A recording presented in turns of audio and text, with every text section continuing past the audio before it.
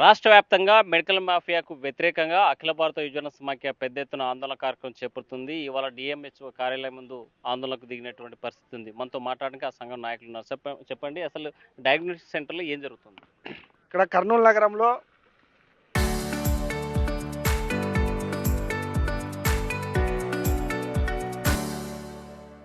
Corporate అని చెప్పుకున్నటువంటి diagnostic సెంటర్లు చాలా వాటికి ప్రభుత్వ అనుమతి లేదు.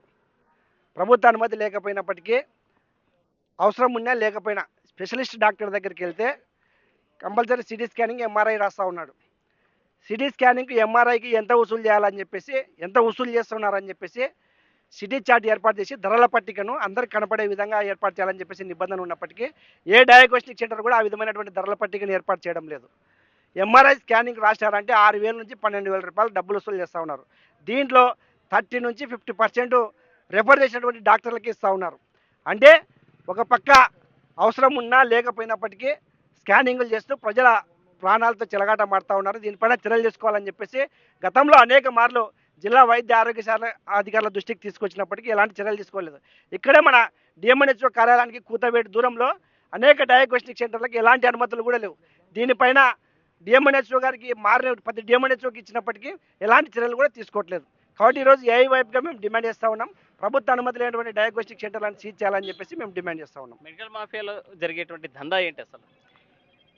ప్రజలు ప్రభుత్వ ఆసుపత్రుల్లో సరైన వైద్యం అందడం లేదని, సిబ్బంది కొరత ఉందని, అక్కడుండే మెడిసిన్స్ కొరత ఉందనేసి ప్రైవేట్ హాస్పిటల్లో చేరితే అక్కడ వైద్యుడు తన వైద్యాన్ని గుర్తించకపోగా ఆ గుర్తించడానికి సిటీ స్కానింగ్, ఎంఆర్ఐ స్కానింగ్ పేరుతో స్కానింగ్లు ఇవ్వడం, దాంట్లో ఆయనకు వాటా ఉంటుంది కాబట్టి ఆ పట్టిక లేని ఏదైతే ఉంటుందో డయాగ్నోస్టిక్ సెంటర్, స్కానింగ్ సెంటర్కి దాన్ని పంపడం, వేలాది కొద్దీ దానికి సంబంధించిన వైద్యానికి సంబంధించిన ఫీజు వేయడం, దానికి సంబంధించి ఏదైతే అడిగితే దాని మీద ఏదో ఒక సూచనలు ఇచ్చి వాళ్ళకి తగ్గించడమే తప్పితే అరోకరా ఉండే దానికి సంబంధించిన హాస్పిటళ్ళు, డయాగ్నోస్టిక్స్ ఉన్నాయనేసి ఇక్కడ అత్యాధునికంగా ఉన్నాయని చెప్పేసి అక్కడ పంపించడం.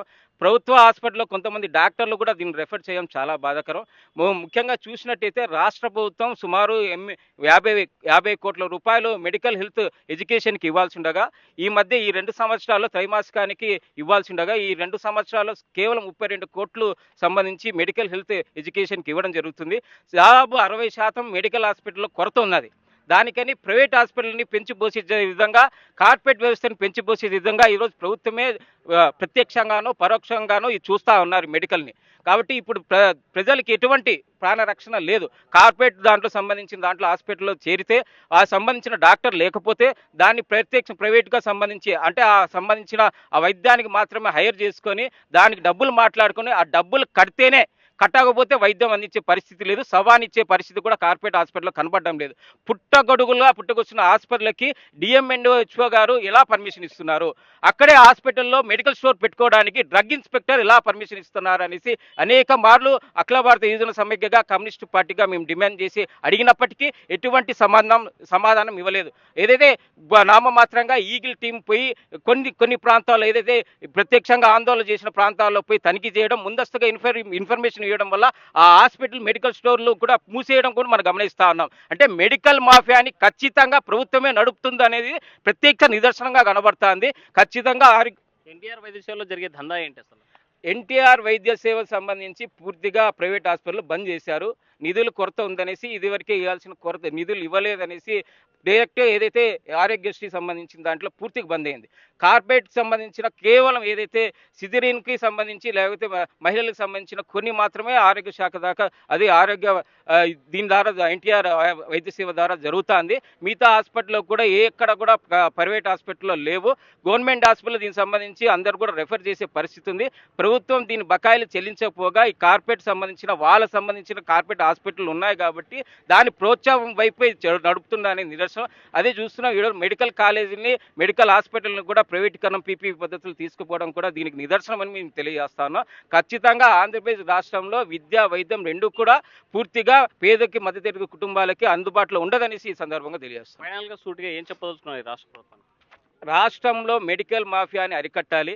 ఇదివరకు చూసినట్టయితే మా ఫార్మసీ ఎలక్షన్స్ ఉండేవి. తద్వారా ఈ రాష్ట్రంలో సంబంధించిన కొరత, ఫార్మసిస్టులు నియామకాలు, డాక్టర్లకు సంబంధించిన గవర్నమెంట్ అండ్ ప్రైవేట్ హాస్పిటల్కి సంబంధించిన ఏదైతే నియామకం సంబంధించి షెడ్యూల్ ఉందో అవన్నీ కూడా నిర్ధారిస్తారు. అది కూడా కార్పొరేట్ వ్యవస్థలకు పూర్తిగా ఈరోజు రాష్ట్ర ప్రభుత్వం అంటగట్టింది. కాబట్టి ఈ రాష్ట్రంలో ఖచ్చితంగా ఎన్టీఆర్ వైద్య సేవలు పునరుద్ధరించాలి, ఖచ్చితంగా అమల్లోకి చేయాలి. కార్పొరేట్ ఏదైతే హాస్పిటల్ పుట్టుగడుగులో ఉన్నాయో హాస్పిటల్ మీద ప్రత్యక్షంగా ఒక నిఘా టీం ఏర్పాటు చేసి ఏదైతే అనుమతులు లేని హాస్పిటల్ ఖచ్చితంగా బంద్ చేయాలి. సిటీ స్కానింగ్ పేరుతో ఏదైతే దోపిడీ చేస్తున్నాయి హాస్పిటల్ మీద, ఆ హాస్పిటల్కి సంబంధించిన ఏదైతే డాక్టర్లు దీన్ని ప్రోత్సహిస్తున్నా వాళ్ళ మీద క్రిమినల్ కేసులు పెట్టాలి, లైసెన్స్ క్యాన్సిల్ చేయాలి.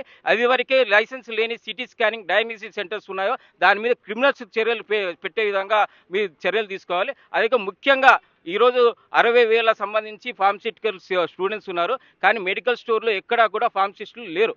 దానికి సంబంధించి ప్రత్యేక నిఘా ఏర్పాటు చేసి ఫార్మసిస్టులు ఉండే మాదిరిగా మెడికల్ స్టోర్లో ఉండే మాదిరిగా ఖచ్చితంగా చర్యలు తీసుకోవాలని మేము డిమాండ్ చేస్తున్నాం.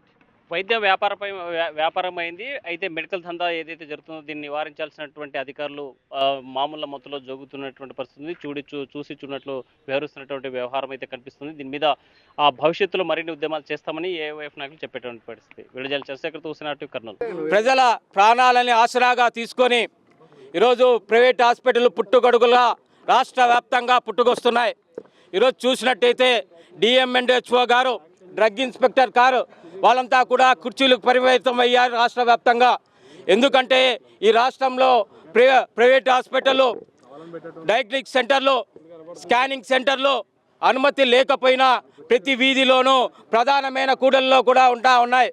అనేక సందర్భాల్లో చూస్తూ ఉన్నాం. ఏదైతే ప్రజలు వాళ్ళు ప్రత్యక్షంగా వాళ్ళకి సమస్యలు బయట పెడితే మాత్రం ఈరోజు డిఎంహెచ్ఓ గారు, డ్రగ్ ఇన్స్పెక్టర్ గారు తనిఖీలు చేస్తున్నారు. కొండను తవ్వి ఎలకను పట్టినట్టుగా ఒకటో రెండిట్లపైన నామమాత్రంగా మెమోలు ఇస్తున్నారే కానీ దానికి సంబంధించిన లైసెన్స్ క్యాన్సిల్ చేయడం లేదు. ఈరోజు చూసినట్టయితే ఎక్కడ పడితే అక్కడ స్కానింగ్ సెంటర్లు ప్రభుత్వ నిబంధనలకు వ్యతిరేకంగా వాళ్ళు పంపించిన ఒక లిస్టు పరిమితి లేకుండా ఇష్టానుసారంగా ఫీజులు వసూలు చేస్తా ఉన్నారు. ఈరోజు ప్రాణాలకి రక్షణ లేకోకుండా ఆయుధాల పద్ధతిలో డాక్టర్లను నిర్మించుకొని ఆ సంబంధించిన వైద్యానికి ఈరోజు ప్రైవేట్ హాస్పిటల్లో వైద్యం అందించే పరిస్థితి చూస్తూ ఉన్నాం. ఈరోజు చూసినట్టయితే మెడికల్ స్టోర్లో చూస్తున్నాం. ఈరోజు లైసెన్స్ లేని మెడికల్ స్టోర్లు అనేకంగా కనబడతా ఉన్నాయి. ఈరోజు గడా అని పేరు పెట్టారు, ఈ ఐగల్ టీం అని పెట్టారు.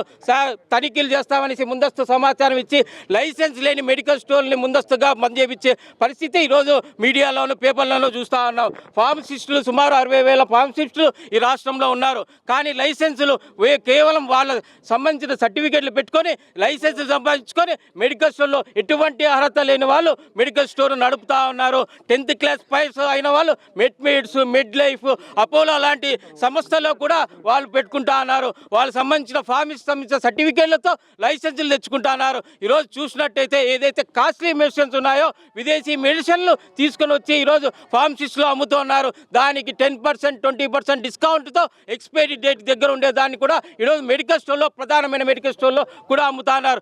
ఇవన్నీ జరుగుతూ ఉంటే ప్రభుత్వం ఏం చేస్తుంది? పాలకులు కనసందల్లోనే జరుగుతుంది అనేసి ఇది నిదర్శనంగా కనబడతా ఉంది. ఈరోజు ప్రభుత్వమే మెడికల్ మాఫియాని పెంచి పోషించే విధంగా రాష్ట్రంలో ఎక్కడ చూసినా కూడా అవన్నీ కూడా మెడికల్ స్టోర్లు కనబడతా ఉన్నాయి. దొంగ మెడిసిన్స్ కూడా తయారవుతున్నాయి. పల్నాడు, బాపట్ల ప్రాంతంలో పత్రికల కథనాల ప్రకారం ఈరోజు మెడిసిన్స్, దొంగ మెడిసిన్లు చేస్తున్నా కానీ రాష్ట్ర వ్యాప్తంగా చలామణి అవుతున్నా కానీ దాని మీద సీజ్ చేసి దాని మీద చర్యలు తీసుకోవడంలో ప్రభుత్వం వైఫల్యం చెందింది. ఎందుకంటే ప్రభుత్వం ప్రత్యక్షంగా పరోక్షంగా ఈ మెడికల్ మాఫియాని పెంచి పోస్తుంది. 16 ఏళ్ల తర్వాత మెడికల్ కౌన్సిల్ సంబంధించిన ఎన్నికలు పెడితే ఈరోజు ఫార్మసిస్టులు గెలగలేదు. దానికి సంబంధించిన కార్పొరేట్ సంస్థలు, మెడికల్ మాఫియా, రిటైలర్లు, డ్రగ్ సంబంధించిన పెద్ద ఫార్మసిస్టులు మాత్రమే గెలిచారు. అంటే ప్రాణాలు పోయిన తర్వాత మీరు చర్యలు తీసుకుంటే ఎటువంటి లాభం లేదు. కాబట్టి ఇప్పటికైనా డిస్ట్రిక్ట్ మెడికల్ హెల్త్ ఆఫీసర్కి రాష్ట్ర వ్యాప్తంగా కూడా మేము హెచ్చరిక జారీ చేస్తున్నాం. మీరు రైసీ గదులకు పరిమితం అయితే అఖిల భారత యువజన సమైక్యగా మేము ఊరుకునేది లేదు. పెద్ద ఎత్తున ఆందోళనలు తీస్తాం. మరింతగా మెడికల్ మాఫియాని అరికట్టేకి ప్రత్యక్షంగా అఖిల భారత యువజన సమైక్య నాయకత్వంగా మేము డైరెక్ట్గా పాల్గొంటామనేసి ఈ ఆందోళనని మరింత ఉధృతం చేస్తామని ఈ సందర్భంగా హెచ్చరిక జారీ చేస్తా ఉన్నాం.